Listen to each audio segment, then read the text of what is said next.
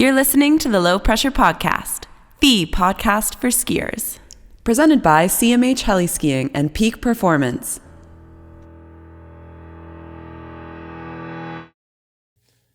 This episode of the LPP is brought to you by CMH Heli Skiing, Peak Performance Outerwear, Fat Tire Amber Ale, RMU Skis and Mountain Culture Shops, and the official destination partner of the LPP, Kicking Horse Mountain Resort in beautiful Golden, British Columbia. Enjoy the episode. Sweet. So this is like hour 4 or 5 of the podcast today. Yeah. We just decided to turn it on. It has been a long one. It was a good one, though, man. It's good to hang out with you today. Totally. I'm glad that you're one of those people that shows up early. Yeah, it was honestly pretty funny. I was so concerned about making it on time that I woke up in Whitefish and jumped right in my truck and just left. I gotta get there. You're so keen. I was keen. I really had to get here. Full keen. What are you here for? Why don't you tell us what's going on? We're in the Wandering Fern right now. Yeah, Wandering Fern Cafe here. Wandering Fern Cafe. Just opened this week. Thanks to the Wandering Fern for letting us do this podcast here. Yeah. Downtown Golden, BC. It's only been open for a week. Shout out Andy Brown, who's sitting over here. Andy, thank you. He's the guy at Tourism Golden who Yep. gets it all sorted out. Yeah. Everything's sorted and made all this happen. Thanks, Andy. Anytime, guys. Yeah, bud. So we've been, you're here for a Scott shoot, yeah? Yeah. Yep.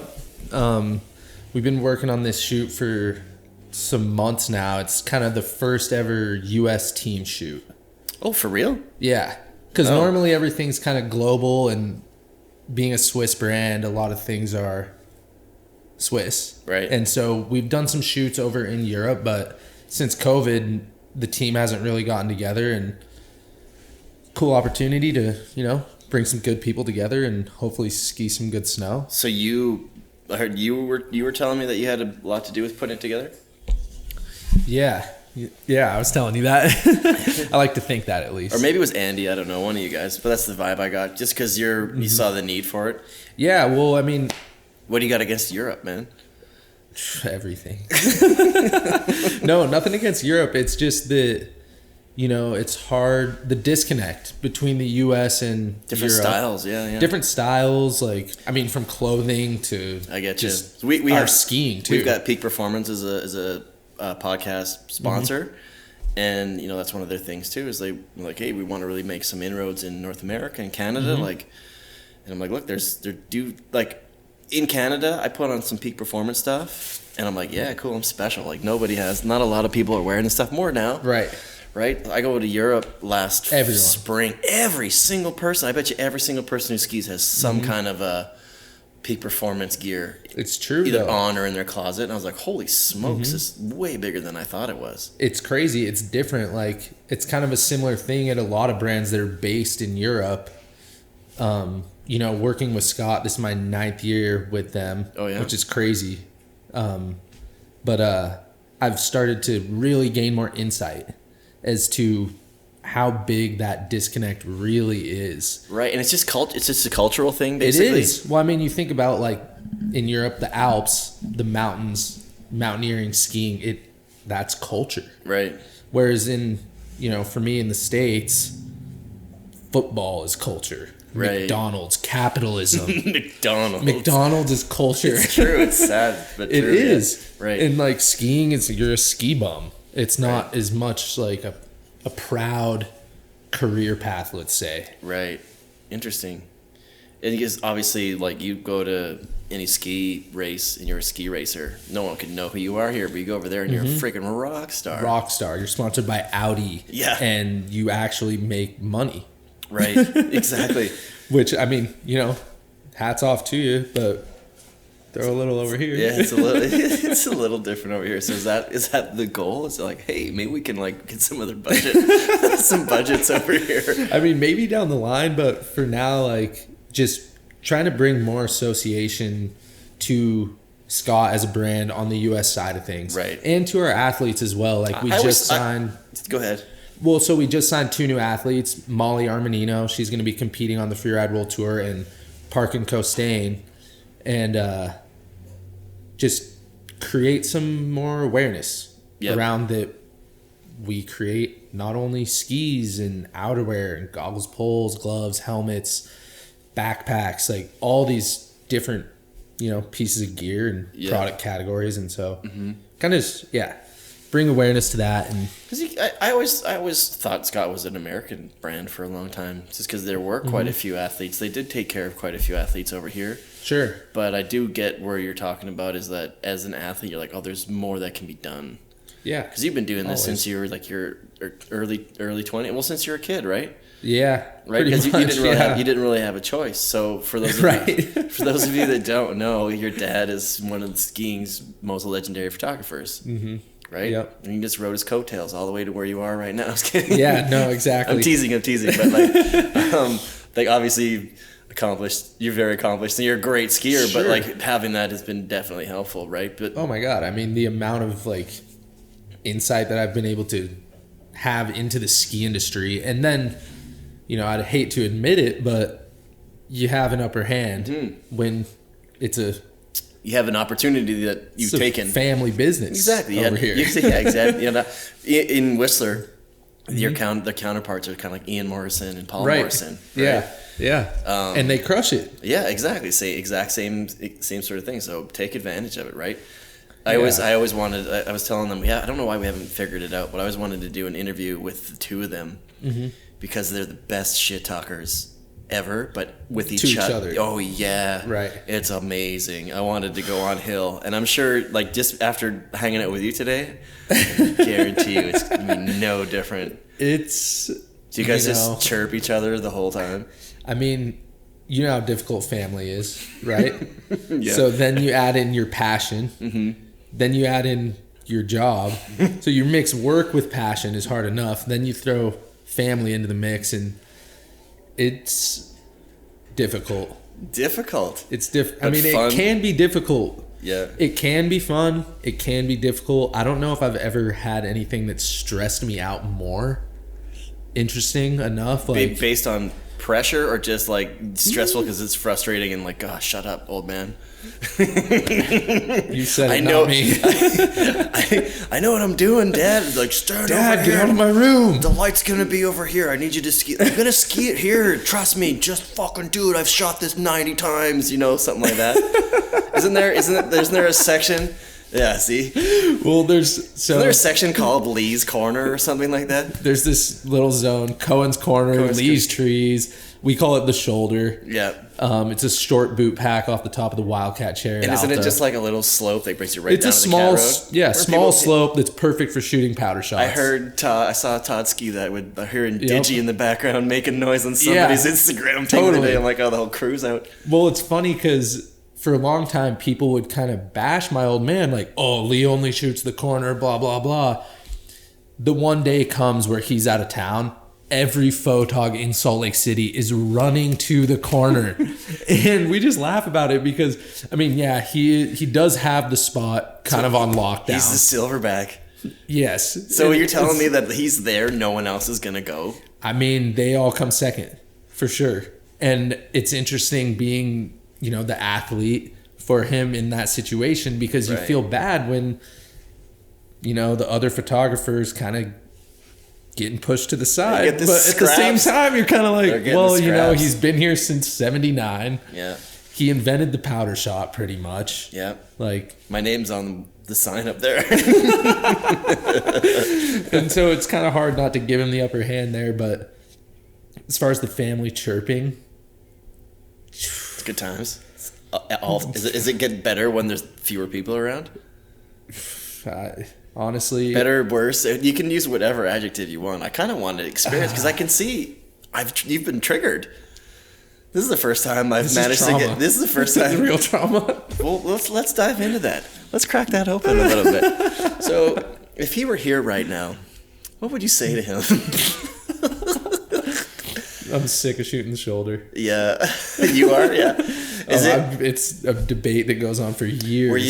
Were you kind of obviously through all those many years, he's had his go-to, like, athletes, that sort of thing. Yeah. And every once in a while, someone isn't ready. So were you always like the backup, like the plan B? Maybe when I was younger, it worked out that way, and over time, you're like, hey, it only snowed 15, and you're like 12 years old and only like 5 feet tall. So he's like, hey, this is gonna look deep. I want you tomorrow. Exactly. I mean, it is interesting. Like throughout the years, he's rotated through different athletes. Mm-hmm. Like I remember when I was about 5, Shane McConkey at my house. Right. And he's shot from Shane to Jeremy Jones in Alaska, and like, he's shot all sorts of different people.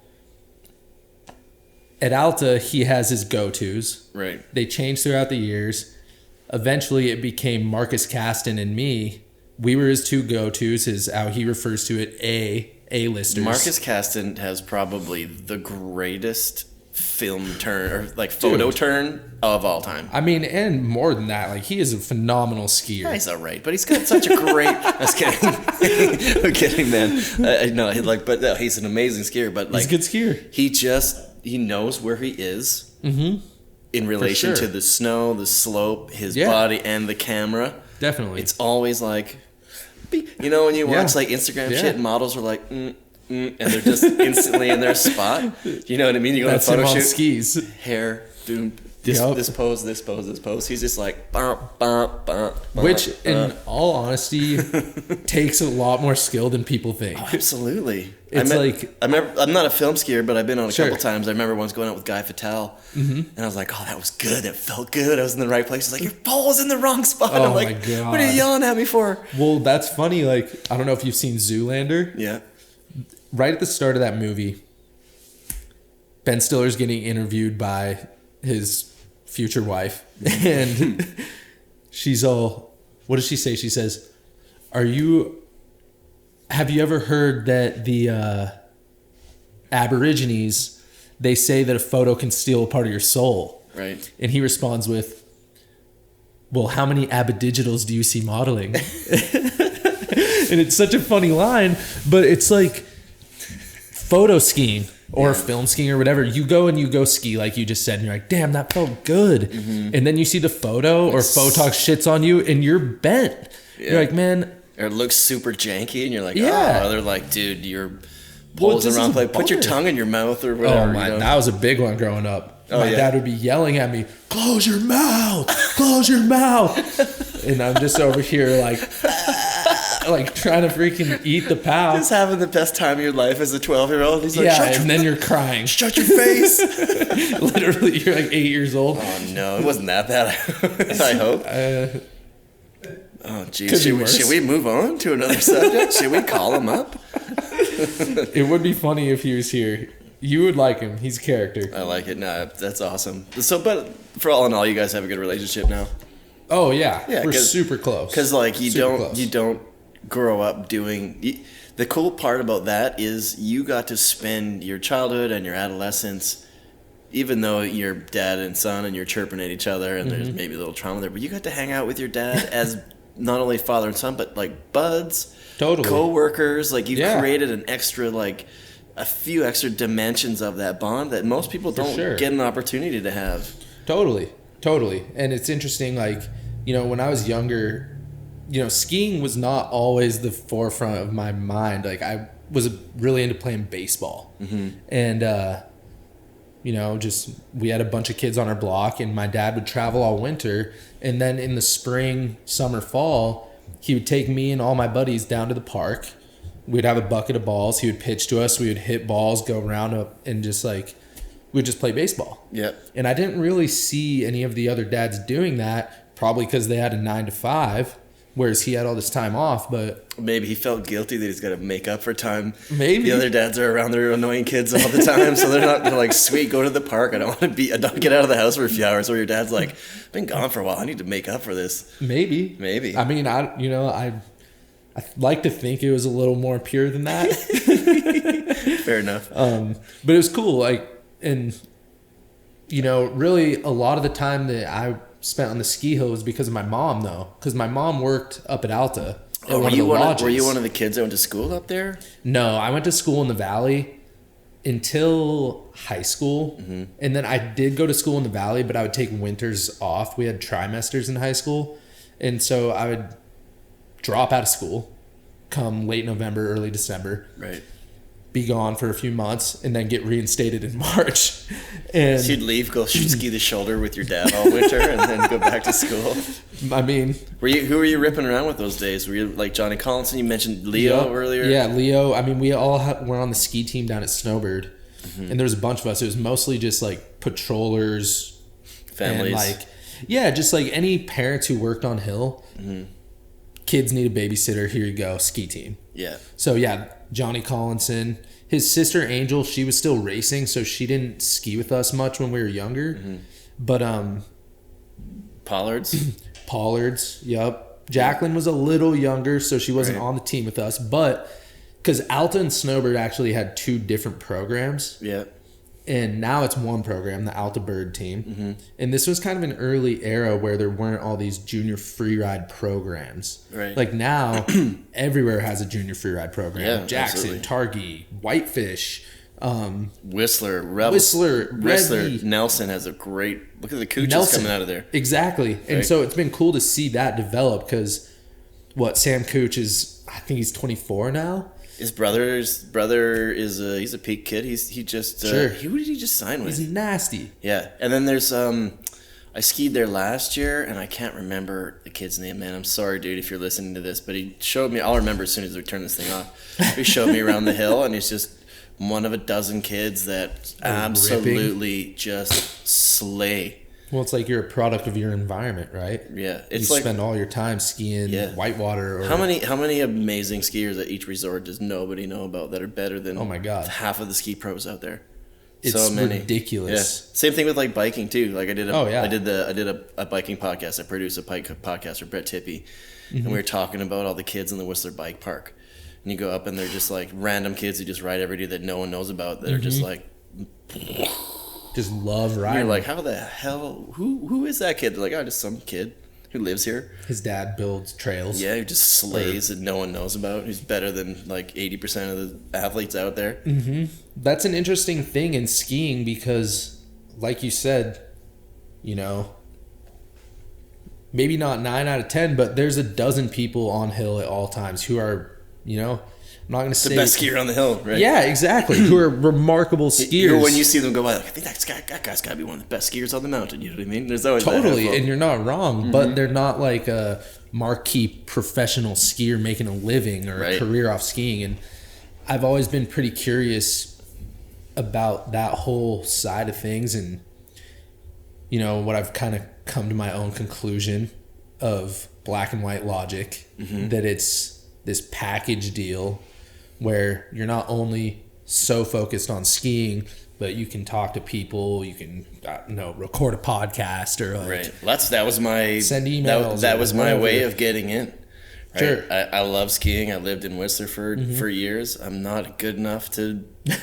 I'm not skilled enough. Like I'm a good skier, but I'm not like there's that. I talk about it all the time. There's excellent skiers, and then there's the next level, right? Sure. There's that next tier of people who, when I grew up, had to achieve that. They couldn't do it through social media. They couldn't do it through, learning how to film or edit or promote themselves. You had to be a good skier. It's different. Yeah, exactly. So I was like, oh, I love this. This is why I moved here. Every major life decision I've ever made has been directly related to whether I can go skiing or not. Sure. And then I was just lucky enough to know a bunch of people and be in the right place and have the gift of the gab and be like, oh, I'm going to do that. So that's how it worked. Yeah. But like to your point, like it's interesting all those routes that people have to find. It is. It's this like selection, this weird selection. Whereas it used to be like... You think it's picked for you? Do you think it's a fate thing?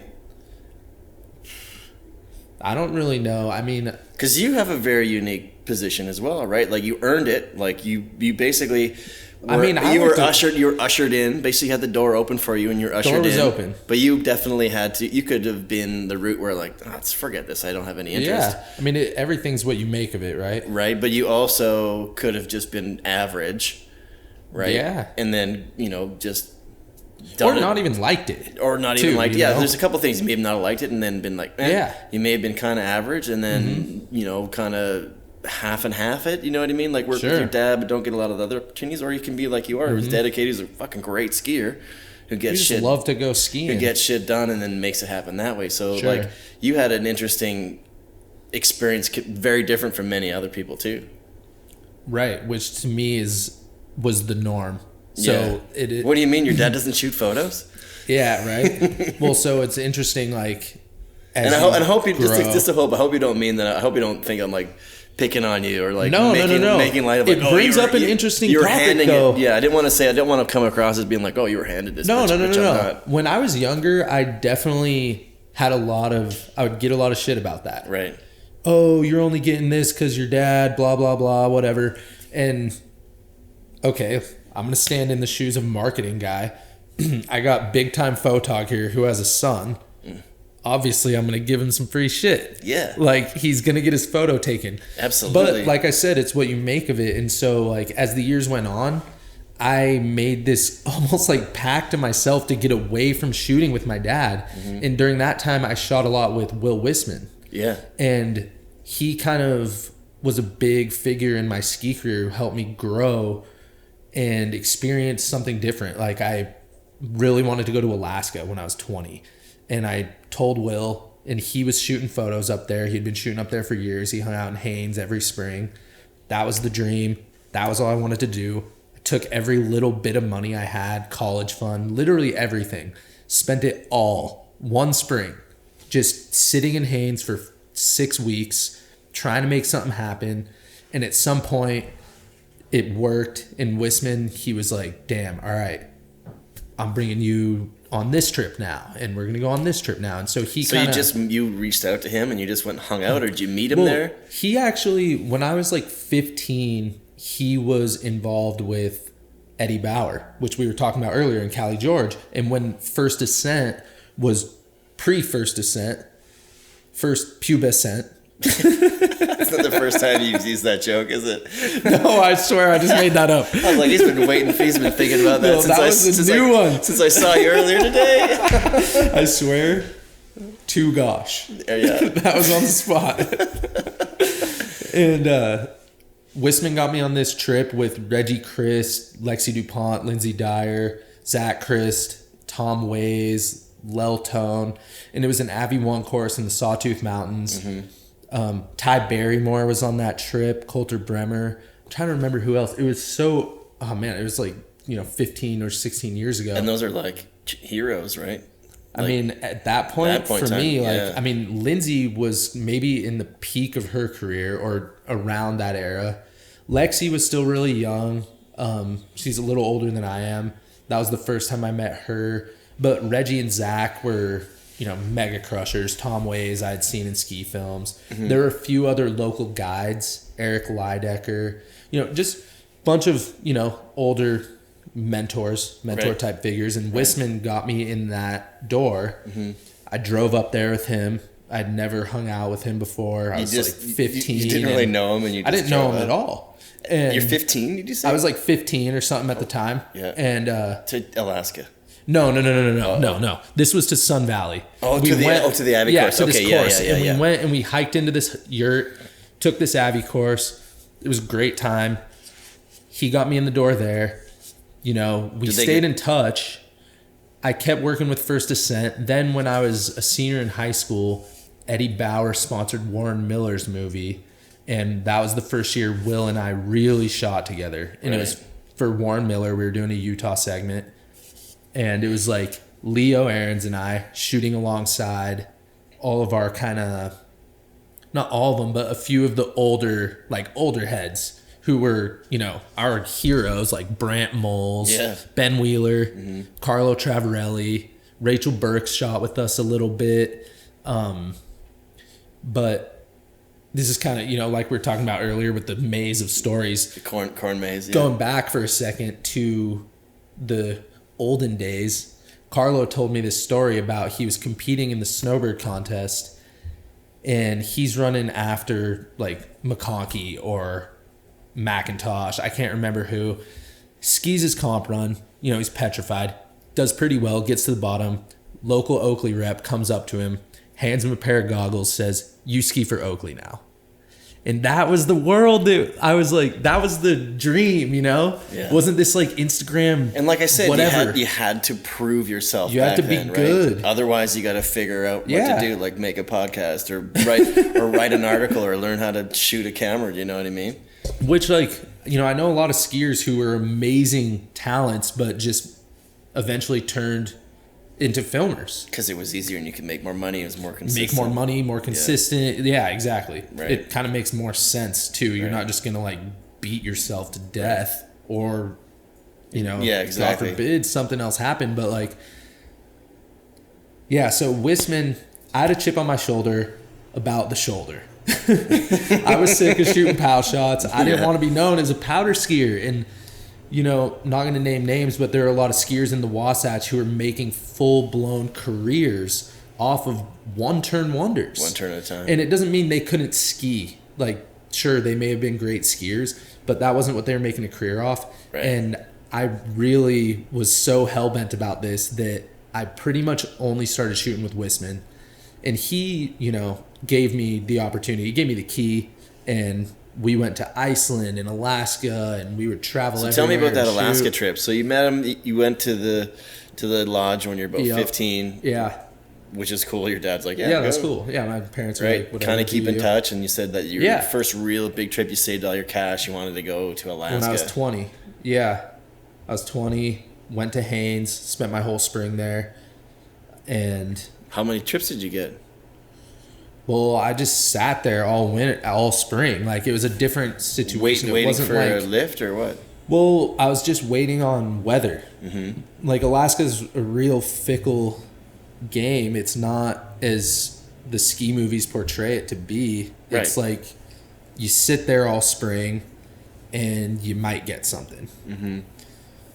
Sometimes you get lucky, sometimes you don't. And that year I spent everything I had, all my time. I didn't have any job or school or anything. I was like going for it at this point. And it worked, luckily. Yeah. Very luckily. How many flights did you get? Was it like you waited all that time for one weekend and it just worked out, or? Well, no, it was more like, so a lot of these, like when you see a ski film, they have a private heli, right? Right. Like, film crew has a heli. They're flying around filming stuff. Mm-hmm. In this situation, we were shooting mornings and evenings around the public. So like before the public clients were scheduled to go out, we would get in the heli super early, fly out, get 1 or 2 lines, fly back in, and we're done. Right. Until the clients are coming back out in the evening. And so what would happen is the heli would come in on a fuel run, fuel up so that it could go pick up clients. Come in on the fuel run, we would load up, it would drop us off at a zone. You know, we'd kind of scout it out or whatever. And then once the heli had dropped the clients back at the, you know, helipad, bird comes back, we load in, we're ready to go, and we start filming a couple more runs before our time limit's up. Because late afternoon light. Exactly. And then like with heli pilots, they can only fly a certain amount of hours per day or week or however that works. And so once you hit the cap, that's it. And so that's what I did all spring, was I would try and fly mornings and evenings. And some days you just sit there. It's like the heli version of like eating chicken fingers off of somebody's plate you just got out from the cafeteria. Kind of. You're looking for scraps, man. In a way, yeah. Like you're trying to ride the coattails of the clients in a way, because like you're taking advantage of your funds, man. You're getting the most out of your money. I mean, you're being smart with it. If you don't have money, you got to make something happen. Exactly. And so it's brilliant. Yeah, and it wasn't, it was Wissman and, Reggie, like, and Seba also, like, at the time, it was all one happy family, and now there's been some, things that have gone down. It's not one big happy family anymore, unfortunately, and it's kind of messed with the whole Haines scene a little bit, because it's a small place. Now there's more operations than ever, and more helis, and this and that, and it's kind of a huge, political mess, but back then, one big happy family. We're all staying at the house on the hill, and I mean, it was a really sweet time. Like, it was so cool, and I was so young, and they would let me sit in on the guide meetings, and like, you learn so much, and you're moldable, and you just absorb the knowledge of what these, in my eyes, legends due to all the experience, and I'm a kid who had none. And so you get the chance to kind of soak it in. It's surprising. I bet you they're picking your brain about Maybe. the shoulder and the powder turns and picking info, trying to glean info about your dad, that kind of stuff. Guaranteed. No, there's serious Abby hazard on the shoulder. Yeah, but you were 20, so you probably didn't realize that, right? Quit asking me about my dad. You know what I mean? Like, I'm here to be my own man. Well, see, that's how I thought back then too. Yeah, exactly. Well, that's what I'm saying. Back then, you were probably like, whatever, man. This is. Well, my dad got me there in a way. Like, he was my in, and they knew him. Yeah. And that's amazing that you were like, all right, I'm going to do this on my own and find my own mentors and find my own people to work with. Yeah. And then do you still work with Will lots? I don't work with Will as much these days. Not of my choice, but he just doesn't shoot skiing as much anymore. He moved back to New Mexico. Mm-hmm. One of his daughters is in college. She might even be graduating soon, which is crazy. I met her when she was super young. And then his other daughter, Franny, is a little older now. I can't say how old, but I remember when she was just a baby, which makes me just feel old. Mm-hmm. It's interesting too, because it goes the other way around, right? Your dad, that you were saying, shoots with all these different guys. Yeah. Now, as a skier, you're going to be different photographers because you're your dad, and then Will. Is there somebody you got that you work with a lot right now? Right now is kind of an interesting time because print is dying. Therefore, photographers... It's transitioning. Print's transitioning. I like that better. Yeah. It's never going to go away completely. Look at what Rogi's doing with Mountain Gazette, man. He's killing it. He's doing great. You just got to find the right model for it, right? Yeah, for sure. And to be honest with you, if for whatever reason someone was able to buy Powder Magazine and resurrect that, boom, it would be as big as ever.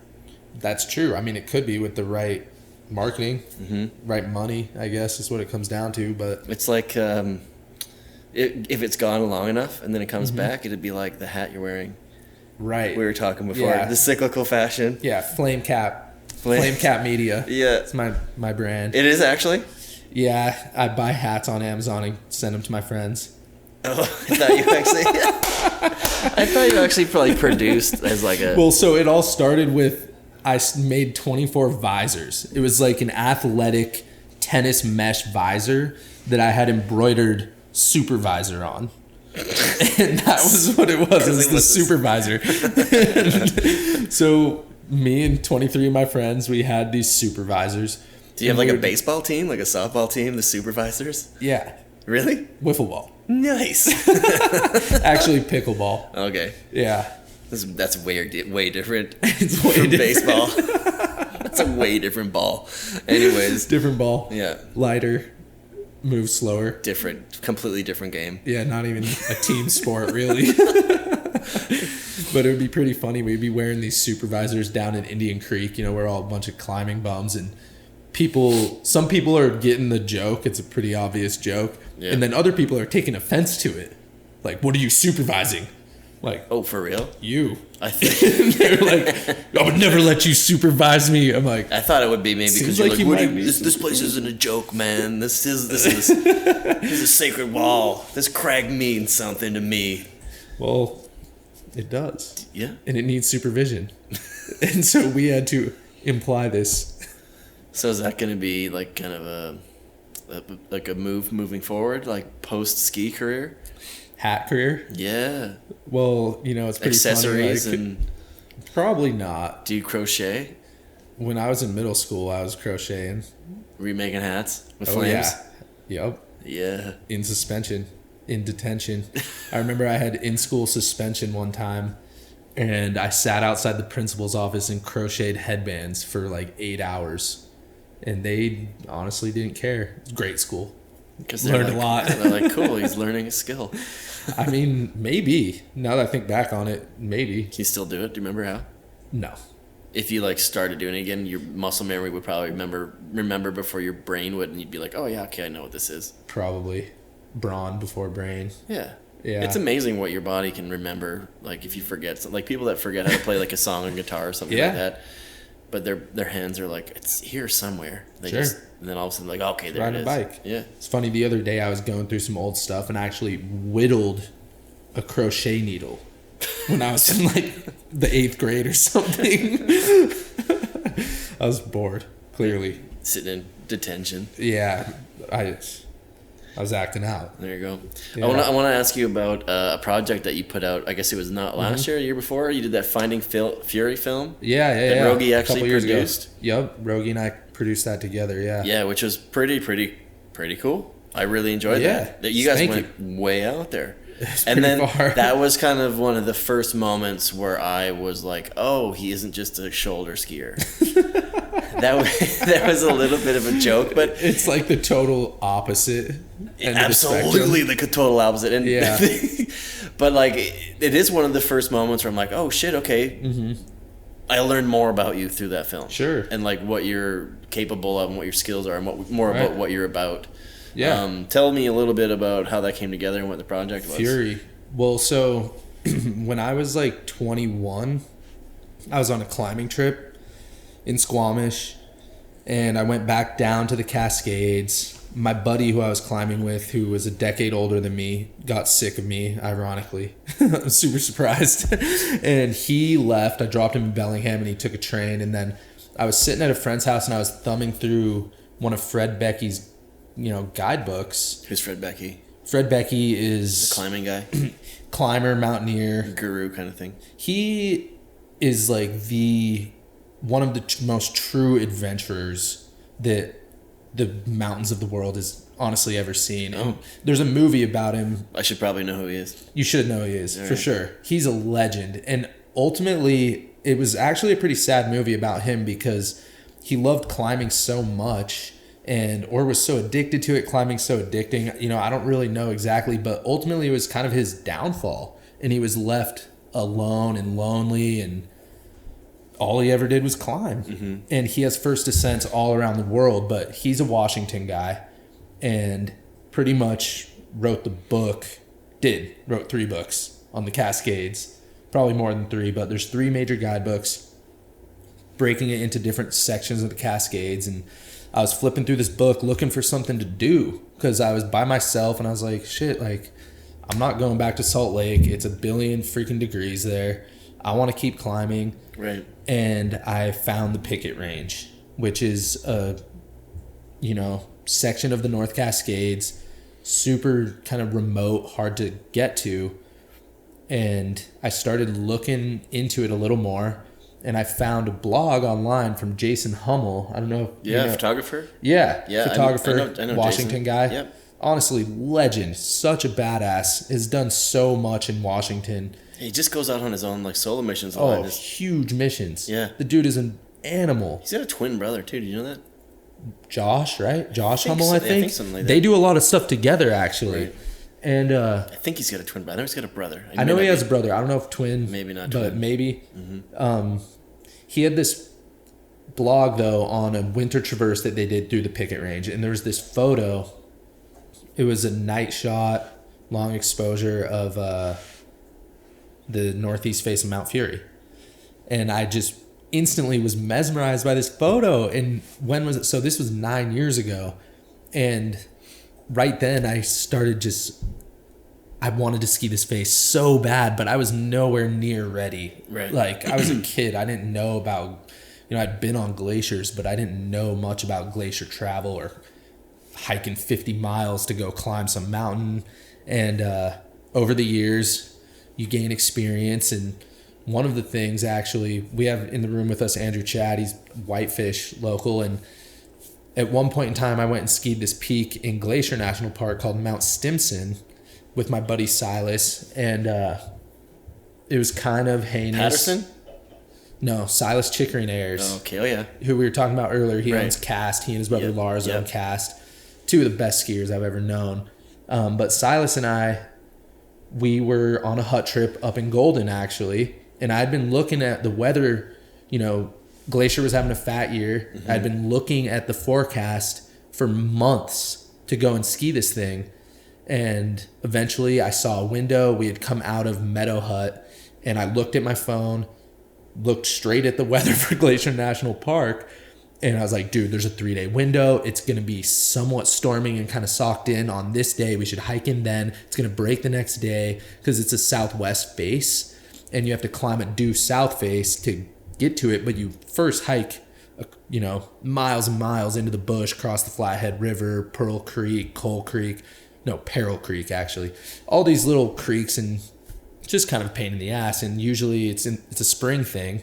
Usually is loose. It's been done sometimes. And so that was this big mission, kind of. Right. And that kind of proved to you that, I can do this. Fury was possible. Yeah. Exactly. It's like your first real, all the things that you learned over the years building up. You're like, this is the first real mission that could be within throwing distance of this. This is like this is like one of the last big steps before I can move into something like that. Yeah. Like I had spent a lot of time on glaciers, like Alaska stuff, Rainier, done glacier camp missions that I had, like produced myself, and we had done a lot of cool foot powered stuff. That was really fun and sweet, but adding in the mileage was the difference. And so the years progressed. Eventually I had this trip lined up, blew my knee. And that was a dagger. That hurt. It was first run in Alaska, working on this film, and I tomahawked, huge, nasty crash, and ACL, MCL, meniscus.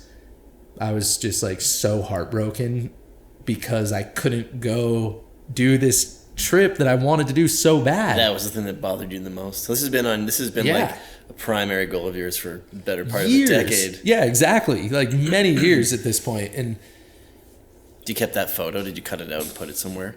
Oh, I mean, I have it saved on my computer to this day. Yeah. It's such an amazing photo. So blow your knee. Blew my knee. Worked hard to come back, had the trip planned, COVID. Canceled trips, which honestly it was for the best. My body wasn't quite ready yet. And then the next year rolls around. Johnny Collinson and I are going to go do it. I have a filmer lined up, and it's hard to find Johnny's knee. Exactly. Yeah. He crashes in squat and destroys his knee. And right then, and at this point I had Mike Rogie on board to, produce this with me. I had a filmer, I had a photog, budget's in play. Johnny blows his knee. We lose a bunch of money, lose the photog, lose the filmer. And I'm headed into the Tordrillo range on a glacier camping mission with Matchstick. And I'm just kind of like, shit. I'm supposed to, because I was going into the Tords. I would come out of this trip, go home for 5 days, and then go straight to Mount Fury. And miraculously, things came together. Doing with Michelle. Michelle was on the trip with Matchstick. Oh, and I kept badgering her about it. Oh, yeah. I was like, dude, Michelle, I got this peak. Like, we should go ski this thing. And after the Tordrillo trip, straight 5 days, just days, I'll go if you shut up, man. Literally, I mean, dude, hats off to her for joining. Like, she was definitely going in pretty much eyes closed, and she had been to the Cascades skiing the year before. I think with just full faith in you and your ambition and your enthusiasm. I think that's what it was. It was I was stoked on it. I was stoking so hard, and we're on the plane. We're seated next to each other, coming back from Anchorage to Seattle. I'm showing her the route on Google Earth, like this is the most classic descent that nobody's heard of, except for Washington locals. Yeah, it's like 51.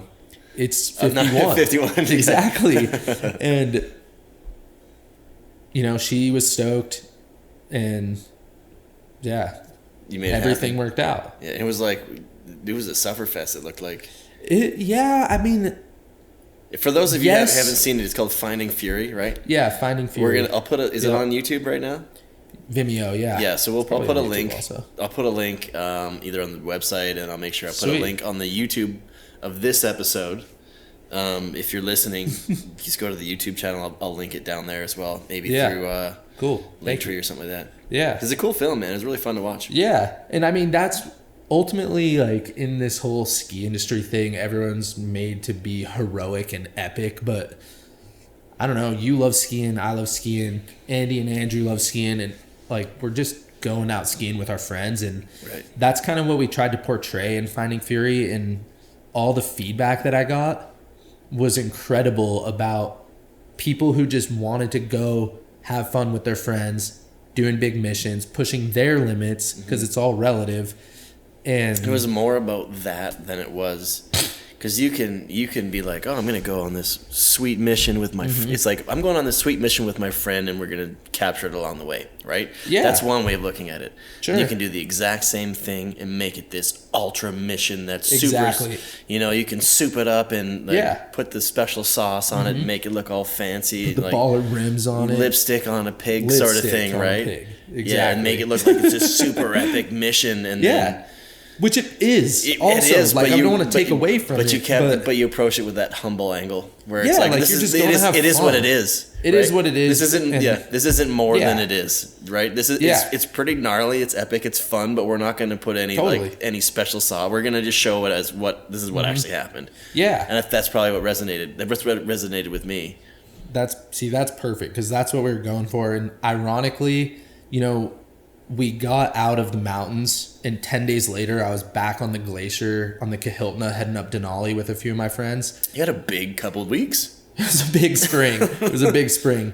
And Fury was not easy. No. Like, going up Denali was, like, pretty fun feeling.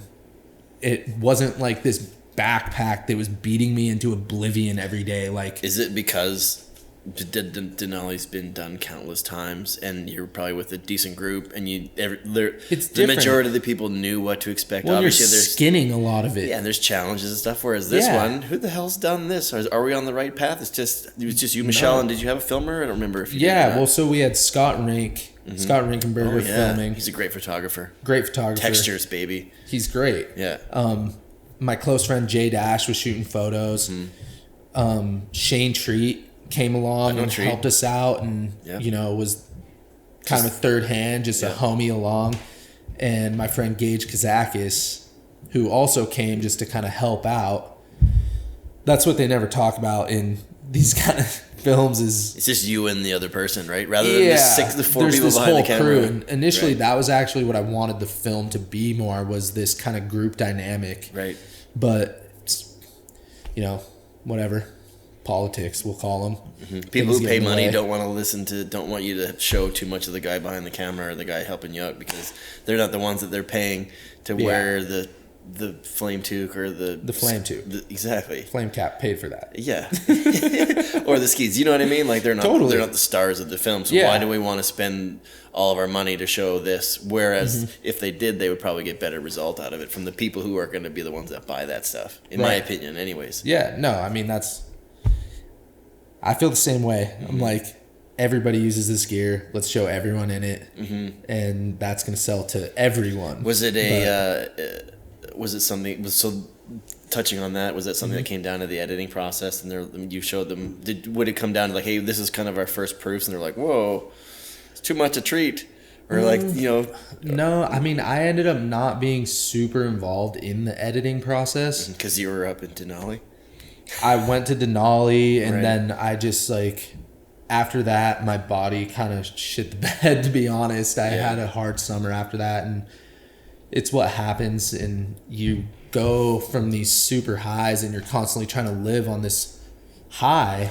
Yeah. And then as soon as it ends, you just go plummeting down. You did that 3 major trips in a row. You were in a row. That's why I had 3 big trips. It was a big spring. I know Treat, for instance, he had an adrenaline. Exactly. Like his adrenaline, I think he just wore the adrenaline glands out or something. Yeah, your adrenal glands get messed up. And he was out of commission for a while because he was just riding here for so long. Right. And then when he finished, he's like, oh, I don't know if I can. I don't know exactly what the issue was, but I know he just had to shut it down. Like he had to shut life down. Well, it's weird. Like this has been a hot topic between my lady and I recently, but you're constantly living on this high, and you keep going and going and going. I gotta climb, I gotta go to yoga, I gotta ski, I gotta do this, and it never really gives you the chance to slow down, where you're forced to face your feelings of maybe anger, sadness, whatever, like these feelings that you don't really want to feel, so you keep go. Yeah. And that's been something that's happened to me for a long time. And when I was on Denali, I was with 3 of my super good buddies, Henry Gates, Zach Halverson, and Mason Bowes. Mason and I had spent every day for months together, and we moved in together right after that trip. He had never been on a glacier before. He's from South Dakota, and we were super close. No, you're good. That one's done. Oh, okay. We got 10 minutes left. Yeah. And we'll just go from this one. We're good. Cool. Your buddy ended up passing away that fall, rock fall, and that was when everything kind of spiraled downward. And I was forced to really slow down, and I went to South Dakota and hung out with his family, and I lived now with his girlfriend, and because she had just moved in with us, and things got really crazy and dark, super, super dark. It's just kind of what happens when something like that happens, Absolutely, you look your best buddy in his lifeless face. It's really disturbing. Were you there? I was bouldering across the street, and my friend Mater, who was with Mason, calls me, tells me what happened. I went there right away and, hiked up, saw them wheel Mason down. They had packaged him up, the rescue team, and then, we hung out with him kind of for the last time, and we saw his face, and this is super disturbing visuals that I'll always have with me, honestly, but kind of forced me to reconcile with a lot of my demons, slow down for a bit, made last winter incredibly difficult, just so distracted. But through all of that, it's classic, you see the dark, which allows you to see light, even to realize light exists, especially when you're living on a high. Right. You're never dropping down, and to come back out of that, because you can't really allow yourself, right? Yeah, you don't. And then want when you to, when you do get to that point where you allow yourself, and then something like that happens, you get sucked so far down. Oh my God, I had never admitted something to be difficult ever, and all of a sudden I was that stubborn guy, this is no big deal. I got this. Is that kind of your personality? Kind normally? of. Yeah. I mean, it had been in the past, and I'd had a lot of friends pass away, but this was different. You see their face, and I had spent every day with him for months and months together. It's not just having someone not there anymore. It's I am experiencing this, right? When you hear someone pass away on a trip, it's brutal. It sucks, but it's just news, and then you don't see them anymore. Exactly. Versus you being involved in this event. Yeah, and you live with someone. Right. Suddenly, your best friend is gone, who you talk to every day, live with. You climb together every day, ski together every day, anything you want to do. But either way, all of a sudden I was all right, fuck, I got to go to therapy, and kind of force myself to go into that world and face some of these issues that I'd never faced, and I realized there was a lot more going on. It's great and it's awful, isn't it? I bet they're tell me about your dad, and you're no. Oh my God, dude. Well, they had me first it started as filling out the form to go to therapy, right. List all this trauma, right? And I'm okay, well, it starts with this, goes to this, goes to this, it's always goes about to your this. Parents. It's always about the parents. Parental things. And I mean, my parents are amazing, and but they got divorced at some point, and I'm an only child, and so I always felt I was in the middle of their fighting and same things thing. like that. I've been to I went to go see someone, same kind of issues, right? Yeah, you got issues, you got to face them. Right, but then you get there and you're oh, there's more. There's more. There's it never ends. It's the reason why you're doing this is because of this, this, and this, and you're right. No. We're talking about this now. He's yeah, but that's not how it works, dude, buddy. Therapy is an interesting thing. I think a lot of people use it as a crutch, but How so? It's you run all your thoughts by a therapist, or you can't make a choice without the therapist, or you vent to the therapist or whatever, but you're not working. You're basically you're not working through the issue. You're not gaining the tools to work on it. You're not working on yourself. You're just talking at it, hoping it'll go away by telling somebody. But I don't want to speak for anyone. I don't know. I just know for me, going to therapy was about gaining tools to help myself. This person cannot help me. They can give me some ideas and some tools to throw in my toolkit, and then I can apply these to my life. But yeah, weird times. Right. But it's all kind of come around, and we'll circle back here, but you take a dive off the deep end and you're forced to face your feelings of darkness, sadness, anger, whatever. But it, again, like kind of allows you to see how great things can be or are. Right. And so that's kind of more where I'm at now, is that everything, I'm not trying to sound overwoke, but like, let's say like blessed, right? Like everything's just pretty fucking great. That's great, because you did that work. Right? Yeah, and do work. And you were working on that last year as well? Yeah. So this is kind of the first year where you're feeling good about things. A little bit, yeah. Yeah. It's get a weird, different perspective going into the season. Totally. Right. And it's weird how you have these mental traumas, and this may sound like some spiritual shit, but they come out in your physical state. And so I had all these injuries, these nagging injuries, these little things that were preventing me from skiing every day. And now working through some of these mental like traumas, let's call them, my body feels better. And so it's kind of all lining up a little better, and I kind of like where things are at going into this winter. Right. And then I like what the snow's been doing. Yeah, so you've been complaining because you're not there right now. You did everyone a favor by leaving. Yeah. Cody Townsend sent some message that is like, well, I left last week and it dumped, and then I'm leaving again. It's gonna dump tomorrow. You're welcome. And I was like, hey, come over here and promptly leave. He should come here. We need some snow. We got a shoot starting tomorrow. Hey Andy, I'm surprised they haven't taken care of that. Working on it. Guy does everything else, right? Yeah, he's honestly, seriously, Andy, thank you. Yeah, like, because so back to the point of why you're here. You're here for this Scott shoot. Yeah, right to the end of the maze. Yep, end of the maze. End of the maze. It always comes back. Right. Yeah, here for the Scott shoot, which you kind of wanted to put together. You wanted to create more of a focus on the American team. So what exactly are you guys gonna be doing this week?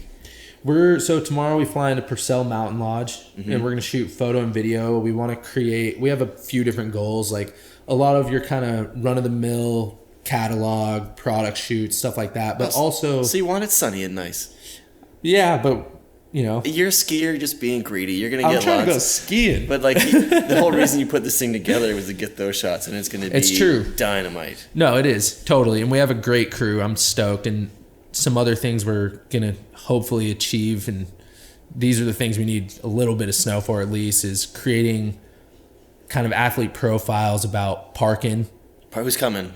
Parkin Costain, Molly Armanino, McKenna Peterson, and me. Nice. And we have a bigger team than that in the U.S., but this is kind of what we're working with this time. Right. Kind of more head-to-toe athletes rather than just kind of a goggle helmet pull thing. But we want to create welcome to the team pieces for Molly and Parkin, and come up with a lot of content, and just, like I'd said earlier, kind of create more association with the U.S. and the brand and the athletes in the brand. Because sometimes, like, I'm skiing around Alta and people are riding the chair, and, you know, riding the chair together, like, oh, I didn't know Scott made skis.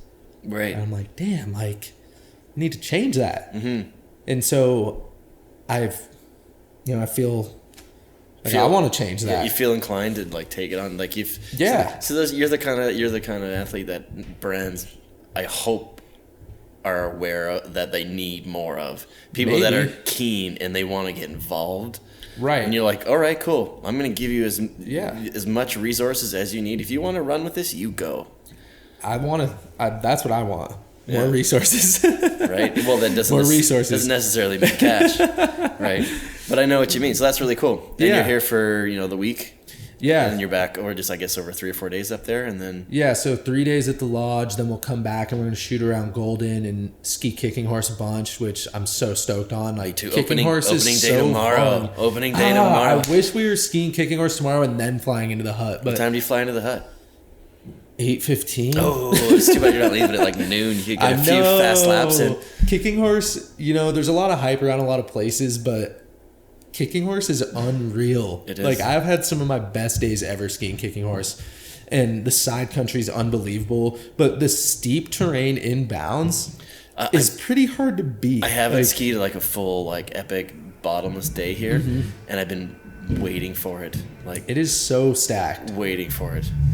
Well, it looks like The vacuum's on upstairs, but we just hit a good hour, my man. Sweet, man. Where can people find you, and what should people be looking out for? Well, last year did a bunch of filming with MSP, and their movie is out and online, ready to download anywhere from here. Yep. One movie of the year. I have 3. Absolutely. And, Craig Murray nominated for Male of the Year. Tanya won Female of the Year. She killed it. I handed her the award. Nice. Yeah, and it was sick. I was with Craig in Alaska, and he was going berserk. Yeah, we were talking about Craig earlier. The guy's an animal. And just like so cool and calm, collected. He was scaring me a little bit here and there, but because he's so good, and he can do things that the regular human being can't even fathom is possible by a human being. Literally, that's why he scares you, because you're like, oh shit! It's like Logan. We were talking about that the other day. Logan can do things that most people can't even imagine. You think he's sleeping on you, and then all of a sudden, stomp. Right. And so it was great, working with those guys, and amazing to work with Gaffney. Like, Scott Gaffney to me is kind of the pinnacle of action sports filming, and working with him is just kind of the biggest honor in my career. I'm looking forward to seeing what he does next year. Me too. I know he'll do branching out and whatever. I'm gonna give him a call now that things have died down. Well, this vacuum is this is right outside the door. We can pause for a second to see if he turns it off, but I think we got it covered. Yeah. No, we're all good. Thanks, man. It's got to get clean. Dude, thank you for having me. Thanks to the Wandering Fern Cafe in beautiful downtown Golden, BC for letting us set up here. And there's a possibility we'll do more here this year. Yeah. Nice hanging out with you today, bud. Pleasure. Let's go see if we can find a sauna. Seriously. I'm jonesing for a sauna. I need to sweat. All right. Freaking driving for 18 billion hours. Oh. So rough. All right, cool, man. Thanks a lot. Yeah, thank you. Thanks for watching this video on the LPP YouTube channel. If you haven't yet, please hit that subscribe button. It would mean a lot to me. And while you're here, you might as well watch this great LPP highlights video. Thanks.